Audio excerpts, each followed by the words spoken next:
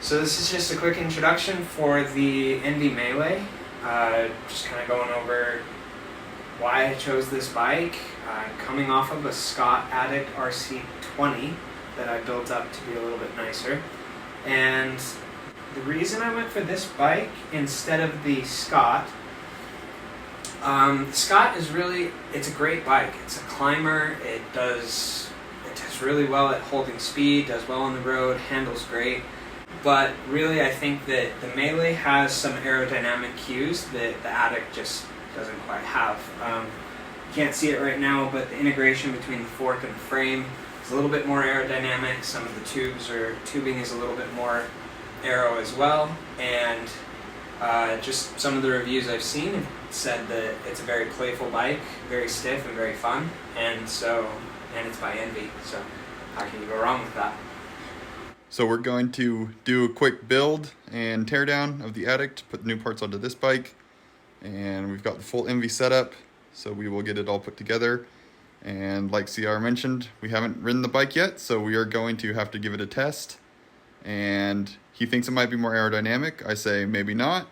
He says it might be more stiff. I say maybe not. We'll find out. That's the whole point of the test.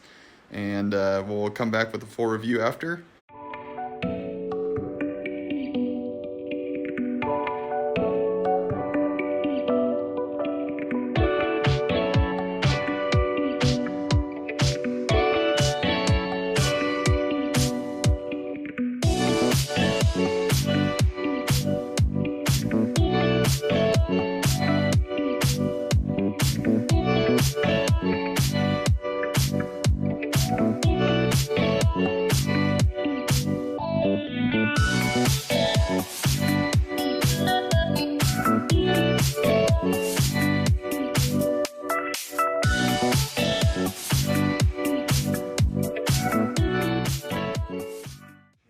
ENVE Melee, fully built, power pedals, saddle, Garmin Varia mount, bottle cages, everything ready to ride. Let's weigh her, see how she comes in. In kilograms, 7.740, and in pounds, oh, I was right on, 17.09. Very nice. Not bad. All right, do a free hub body sound on those ENVE 4.5s.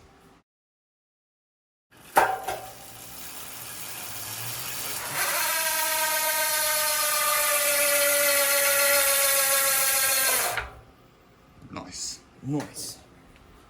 There we go. Tomorrow, we'll get first ride review and impressions in, and we will come back with some more information on this one soon. All right, we're here. First ride on the new ENVE Melee. Gandalf the Grey. We'll do a more in-depth review, but thought we'd just get the first impressions out of the way. Yeah, so really good bike. Really good bike. First thing that I noticed is really, I think, comes from the wheels. The 4.5 SES wheel set is about as good as it gets, I'd say. Yeah, I like them a lot. They're a favorite. Hold their speed really well. They get up to speed really well. Didn't notice any significant difference in climbing as far as the wheels are concerned, and that's great. You still feel the crosswinds, but like I had mentioned in my other video, they're pretty controlled. You do, yeah. And honestly, we came out on a very windy day today. So, as all things considered, wheel set, I would say advantage ENVE over the Zip Firecrest for an all-rounder. Maybe the Firecrest as a climbing and descending wheel, maybe. I don't know. Other first impressions of the bike, it's a great bike. I feel like it handles really well. I wasn't really able to push it all the way to the limit today. The roads are still kind of nasty here in Utah, but from just a pure, like, getting on the front, putting down some power, anytime I had to, I felt like I got back whatever I put into it, which is really good. So it's a stiff frame, for sure.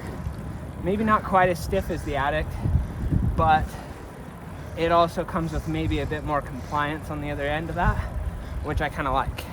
We did have one small issue with the seat post slipping.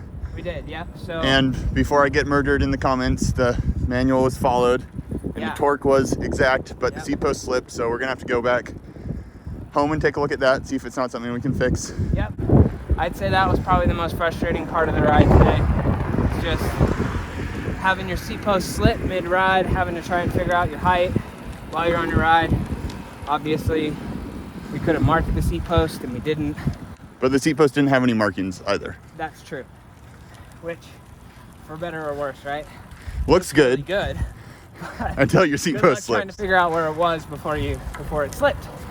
But yeah, all in all, I think it's a phenomenal bike. I really do. The configuration it's got right now, I think is going to be really fun this summer. We'll definitely have to get a long-term review out for it. As of right now, I think it's probably too early to tell whether I would take this bike or the Addict. Obviously, I rode my Addict for well over 3 years and thousands of miles. I've only ridden this bike now probably about 60 miles, but it is a fun bike and it is beautiful, and I'm excited to see how things go for the rest of the year on it. Yeah, so 60 miles in, this is again just kind of the first initial impressions video. We'll get some more videos soon, some more accurate reviews once we can get some more miles in on it. Yep. Stay tuned for more.